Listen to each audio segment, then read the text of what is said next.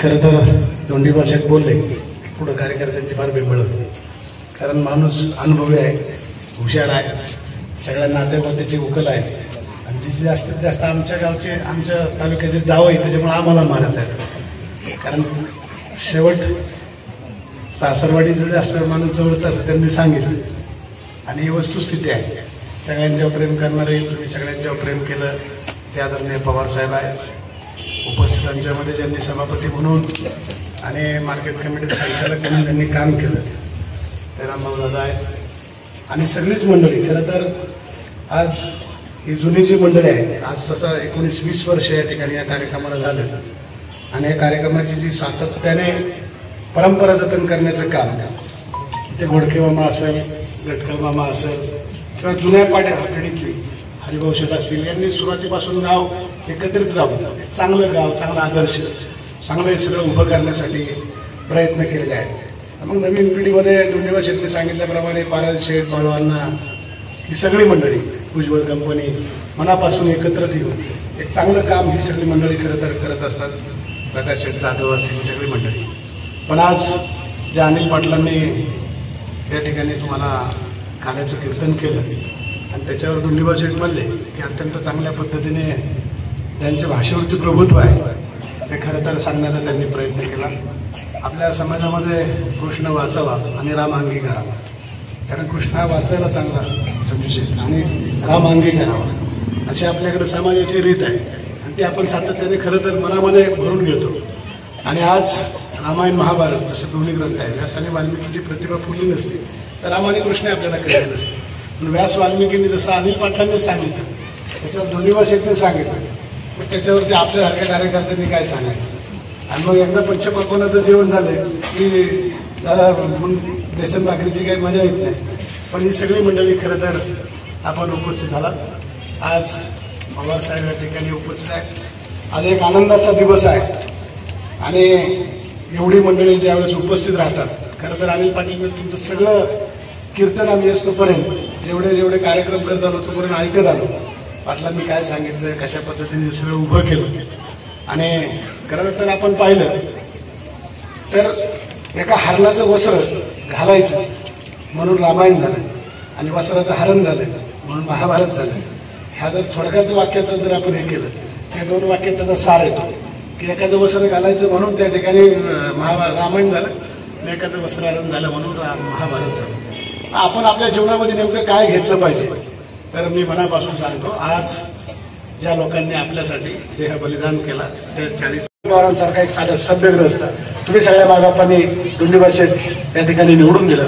चांगला माणूस आहे, सरळ माणूस आहे, तुम्ही सगळ्यांनी मदत केली आहे, सगळ्यांनीच. सोनू शेठ आपण राजकारण म्हणून नाही, पण ज्या माणसाने केलं त्या माणसाबद्दल चांगलं बोलणं, मोठं होणं हे खरं गरजेचं आहे. आज खरं तर दोंडीबा शेठ महिलांची उपस्थिती फार आहे. एवढ्या महिला कारण जरी 51% असलं तर आपली संख्या फार कमी आहे. त्याच्यामुळे हे महिला मंडळी आल्याच्या नंतर एक वेगळं समाधान असतं, कारण आपण घरी गेल्याच्या नंतर महिला एवढ्या मालिका बघत असतात की एकदा सकाळी 7चा टीव्ही चालू झाला की 9:30 पर्यंत मालिका असतात.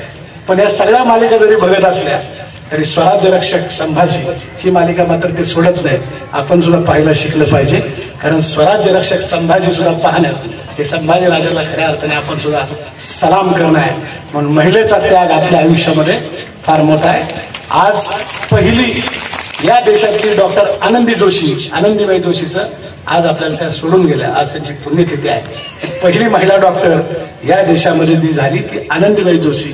तिचं स्मरण आपल्याला झालं पाहिजे, कारण ज्या महिलेने, आपण महिला म्हणलं एक पतिव्रता, एक घर चालवणारी, संसार करणारी मोठी. कारण आता रामायणाची उदाहरण दिली, महाभारताची दिली. महाभारत त्या ठिकाणी सगळं झालं, संपल्याच्या नंतर इतके पांडव उन्मत्त झाले, जिंकले. म्हणले आता काय पाहिजे कुंतीला, म्हणले काय नाही, म्हणले तुला हत्या आणतो ऐरावत हत्या नाही गेले इंद्राचं. पण ज्यावेळी ते घेऊन निघाले त्यावेळी ते सगळे पडले ऐरावतासह आणि खालीवर जमिनीवर आता गतप्राण होणार. कुंतीने फक्त पदर काढला आणि पदरामध्ये सगळे झेलले. बाईचा पदर जर तिने खवला ना तर भल्यांची त्या ठिकाणी वाट लागते. म्हणून महिला ही महिला असते, तिच्या पदरामध्ये इतकी ताकद असते तर आपला काहीच हिशोब नसतो. कारण एवढे पांडव पडले तिने एका पदरात झेलले, ती खरी महिला असते. म्हणून कपाळ तिचं असलं तर कुंकू मात्र नवऱ्याच्या नावाने लावते. तिचा गळा कितीही सुंदर असला तर त्याच्यामध्ये मंगळसूत्र नवऱ्याच्या नावाने घालते. मनगट तिचं कितीही मजबूत असलं तर बांगड्या मात्र ती नवऱ्याच्या नावाने घालते. पाय तिचे किती सुंदर असले तर जोडवी मात्र नवऱ्याच्या नावाने घालते. पोट तिचं, उदर तिचं, रक्त तिचं, दूध तिचं, पण जन्माला येणाऱ्याला बाळाला नाव मात्र ती आपलं देते. म्हणून त्यांचा त्याग आपल्याला विसरता कामा नये. महिला ही स्त्री शक्ती आणि आपलं शक्तीचं प्रमाण आहे. म्हणून आपण त्या ठिकाणी महिलांना आदर करणं, जपणं ही खरी संस्कृती आहे. जसे तुकोबारावांनी त्यांच्या बायकोवर जिजाबाई बाबतीत आपण पाहिलं किती खाष्ट होते, त्याच्यामुळे तरी तुकोबा घडले, नाही तर तुकोबा कुठेतरी गेले असते. छत्रपती इतके प्रेमात पडले तुकोबांच्या आणि तुकोबांच्या कीर्तनाला जाऊन बसले. पण जिजाऊ गेले आणि बाबांचं दर्शन घेतलं. बाबाला सांगितलं, बाबा मला वारकरी नाही करायचं, मला धारकरी करायचं आहे.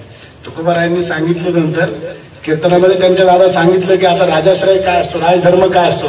छत्रपतींना प्रबोधन केलं कीर्तनामधून. आणि म्हणून त्या ठिकाणी ज्या दिवशी जिजाऊ बाबांना भेटल्या त्या दिवशी त्यांनी ज्ञानार्जन केलं. छत्रपती इतके प्रेमात पडले, सगळे जड जवाहर घेऊन त्यांना भेटायला गेले. त्या ठिकाणी बाबांनी कीर्तनामध्ये तो सोहळा पाहिला. विचारलं राजांना, राजे काय? राजांनी सांगितलं, तुम्हाला नजराना भेट आणलेला आहे. त्यांनी सांगितलं, सत्ता संपत्ती आम्हा मूर्तिके समान आहे, आम्हाला कशाला देतोय, आम्हाला काही गरज नाही. तुझा राजधर्म आहे, तुझा तो राजधर्म त्या ठिकाणी ठेव. म्हणून आज वारकरी तर पाहिजेच, पण ठार करायची सुद्धा आता आपल्याला गरज आहे. नुसता वारकरी चालणार नाही, तर देशाच्या सीमेवरती संरक्षण करणारे वीर जवान जर नसतील तर आपला संसार सुद्धा चालणार नाही. म्हणून ज्याच्या आईने त्या ठिकाणी तिचा मुलगा त्या ठिकाणी पाठवलेला आहे, त्या आईचं दर्शन घ्या. त्या आईला सांगा की तुझ्यामुळे आम्ही आज सुरक्षित आहोत. तिचं हृदय सुद्धा भरून आलं पाहिजे. कारण जर आपण पाठीवर थाप नाही टाकली तर एक वेळ लक्षात ठेवा की आपली सुद्धा घरं उद्ध्वस्त झाल्याशिवाय राहणार नाही. किमान तेवढं तरी काम करा. आणि ज्या आई वडिलांची मुलं आहेत ना त्यांच्या पाया पडा.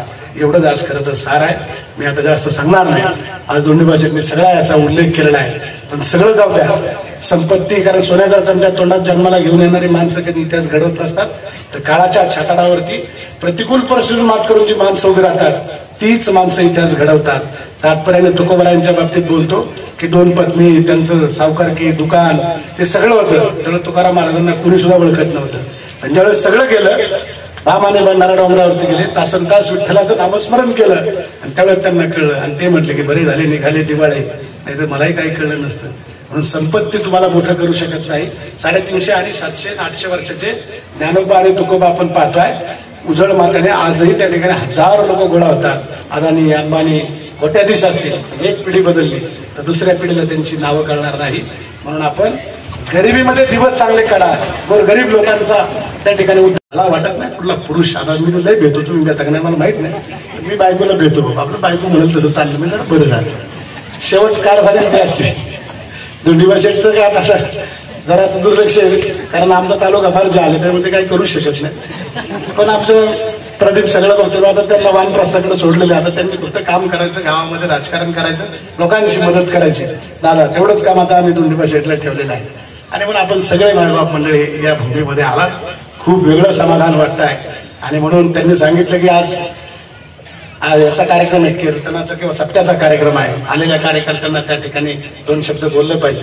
आता आमचाही काला पुढा आहे दोन्ही शेट, म्हणून म्हणलं तुमच्या काल्याला यावं. कारण शेवट आपल्या काय असे पहिलं बेल्याच्या काल्याला आपण जाऊ, मग बेल्यावाले आपले काला करतील. म्हणून आणि म्हणून पवार साहेबांच्याही वतीने, पवार साहेब तर बोलणारे अधिकार आणि ते मोठे आहेत आपल्यापेक्षा, पण सगळ्यांच्या वतीने आज या काल्याच्या कीर्तनात तुम्ही सगळे मायबाप मंडळी उपस्थित झाला. मनापासून त्या ठिकाणी समाधान वाटत आहे. तर आता लोक म्हणतील जेवणाचा टाइम झाला, याचं कीर्तन चालू झालं का काय? पण तसं काय नाही. कारण एक कीर्तनकार फार भारी कीर्तन सांगत होता. सगळी माणसं उठून गेली. शेजारी एक जण होता, मला गेलेले नुसते मूर्ख होते, तुलाच काहीतरी कळते. असं काय नाही, तेवढी कोंबडी काढा तुम्ही बोलता नाही आम्ही निघालो, म्हणजे असं नको व्हायचं. म्हणून सगळे आज खरं तर बेल्लेकर मंडळींना खूप साऱ्या मनापासूनच्या या काल्याच्या कीर्तनाला खूप साऱ्या शुभेच्छा देतो. तुमच्या काल्याला मी आलेलो आहे, माझ्या काल्याला तुम्ही या, एवढंच तुम्हाला या ठिकाणी टाकतो. धन्यवाद.